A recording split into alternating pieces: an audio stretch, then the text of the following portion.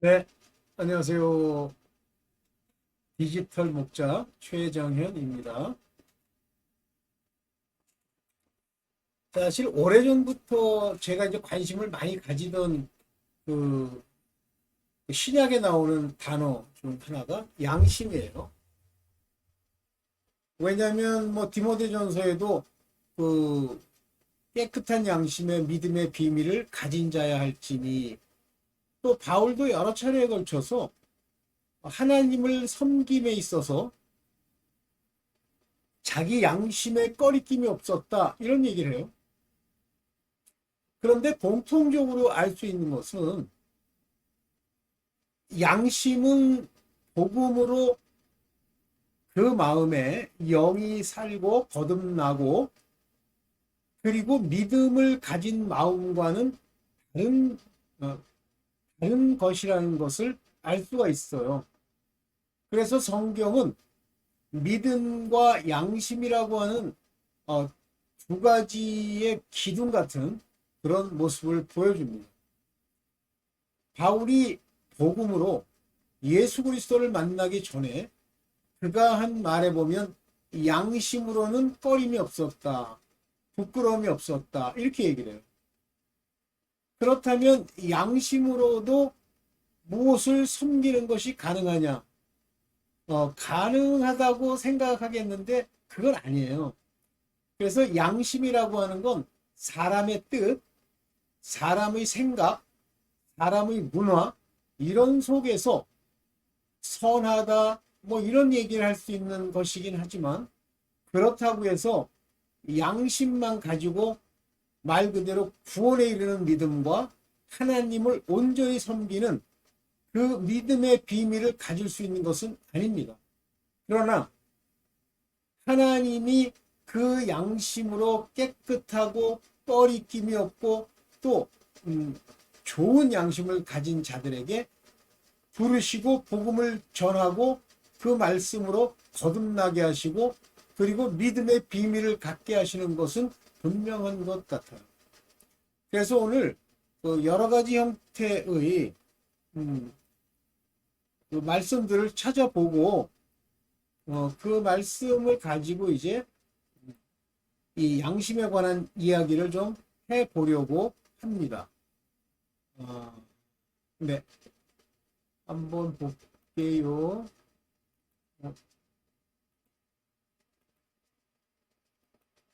네.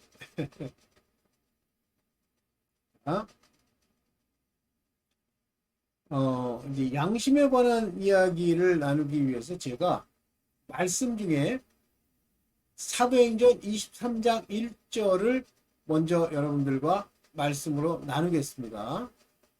여기 보세요.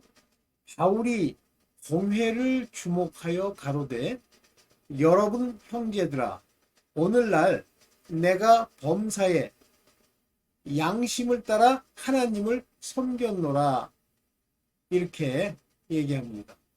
이때 이제 제가 가로치고 선한 양심 이렇게 해놨는데, 네, 선한 양심을 따라 하나님을 섬겼노라. 그러면 바울의 양심이 선했다는 얘기죠. 괜찮았다는 얘기죠. 어, 실제 이 선한이라고 하는 그 선함은 아가소스, 이게 좋다는 뜻이에요. 우리로 말하면.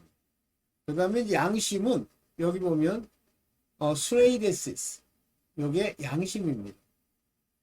영어로는 conscience입니다.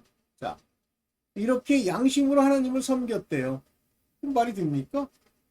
복음이 없이도 하나님을 섬길 수 있나요?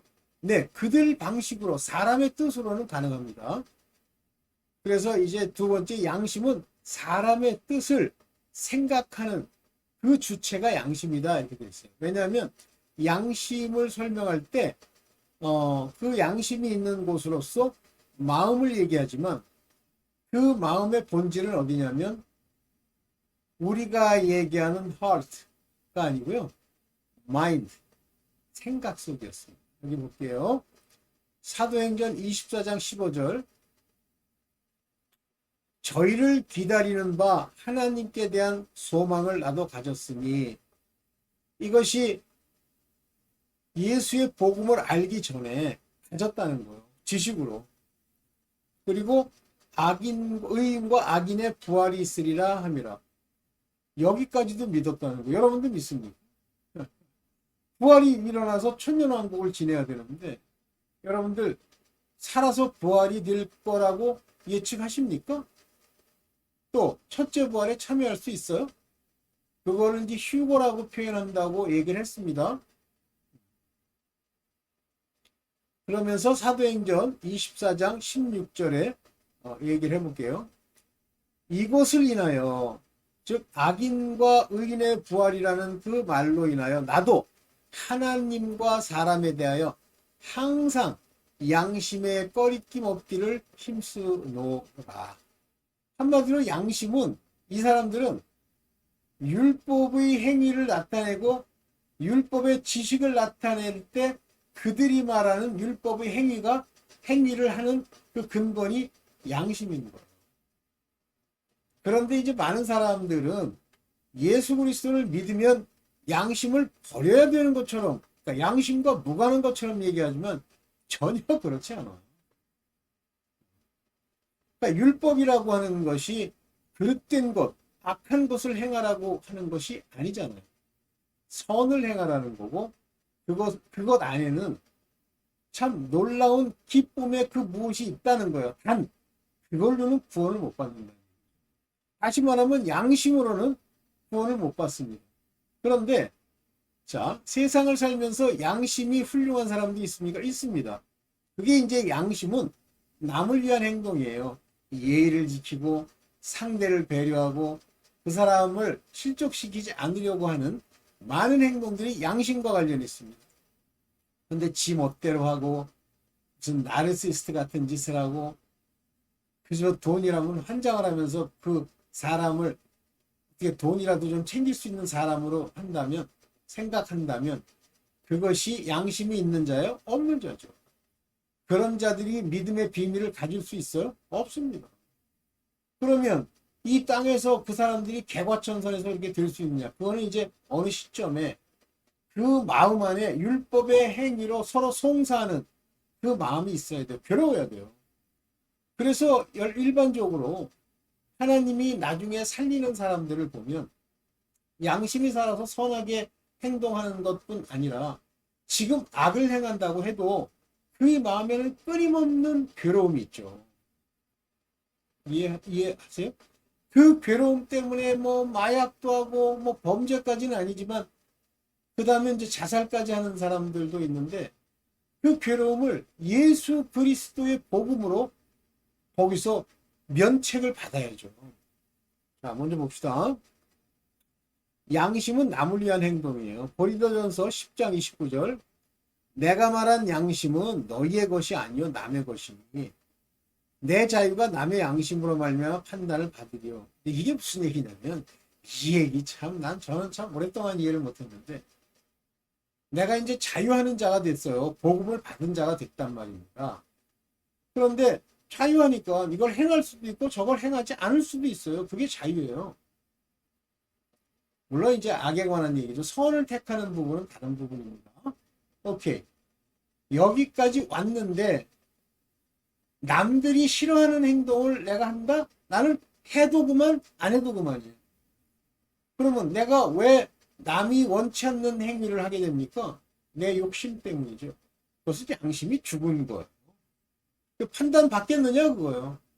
오늘날 많은 크리스천들이 오늘날 한국에 있는 많은 교회 교인들이 왜 판단을 받아요? 바로 남들의 양심에 안 맞기 때문에 판단을 받는 거예요. 이해되세요? 그러니까 양심도 없는 게 뭐 하나님을 믿는다고 거기에 믿음의 비밀을 부어주시겠습니까? 네.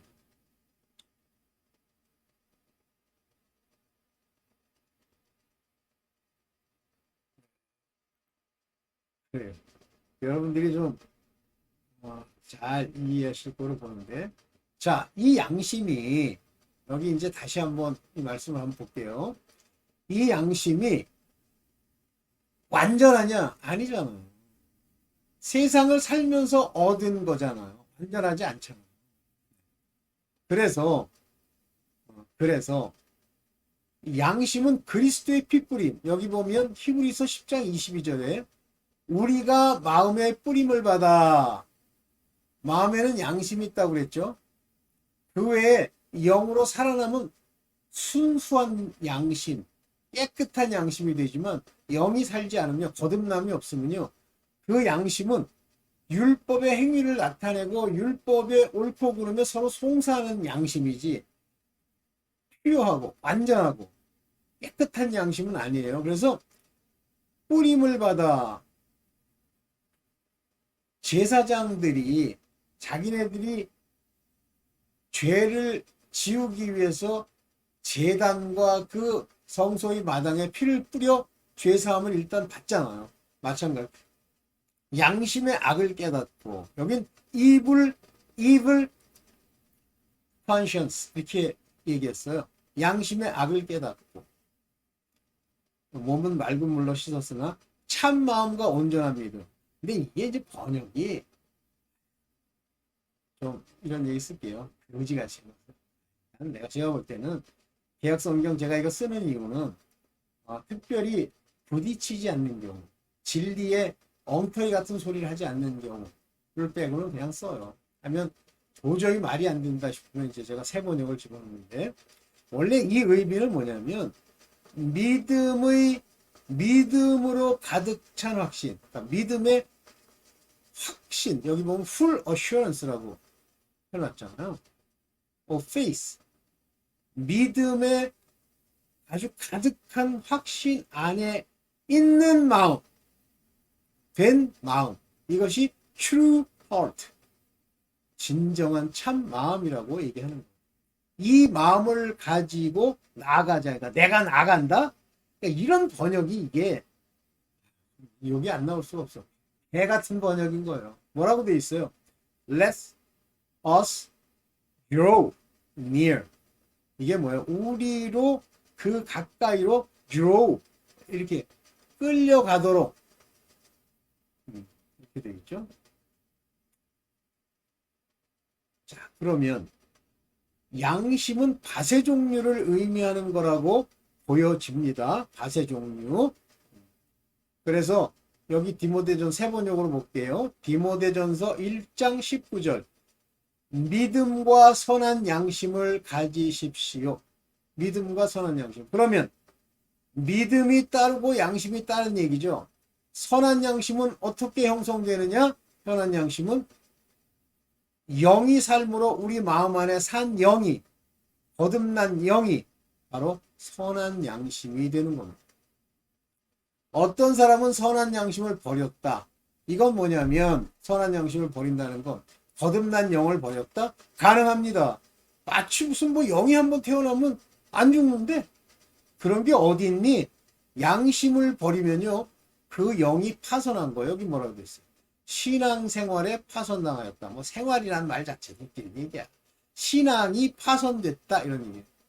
아니, 신앙이 파손됐는데 영이 살아있어? 말도 안 되는 소리 하고 있어. 선한 양심과 영은 같은 얘기입니다. 내가 영을 버릴 수 있느냐? 아니, 하인맞게 할 수 있죠. 버릴 수는 없어요. 그러나 죽게 만들 수는 있습니다. 그래서 디모데전서 3장 9절을 보면 이렇게 되어 있죠. 깨끗한 양심에 믿음의 비밀을 가진 자. 이 깨끗한 양심, 마음의 상태, 마음의 거듭난 영, 깨끗한 양심에 믿음의 비밀을 가진 자야 할지. 요게 옥토예요. 깨끗한 양심이 옥토를 얘기하는 겁니다. 마음밭에. 여기 보시면 새 번역으로 볼게요. 디모데전서 3장 9절. 믿음의 비밀을 깨끗한 양심에 가진 자. 산 마음, 옥토, 얘 가져야 돼요. 영이 산 채로 그 믿음은 영이 살지 않으면 안 줍니다. 오늘 뭐 여기까지만 얘기하고, 이제 이 배신할 마음에 관한 이야기는 다음번에 얘기를 해보겠습니다. 그래서 양심은 마음밭을 얘기하는데, 좋은 마음밭 얘기한 거예요. 그러나 나쁜 마음에 대해서, 파손하는 마음에 대해서는 다음번에 얘기를 하겠습니다. 네, 감사합니다. 디지털 목자 최정현이었습니다. 감사합니다. 감사합니다.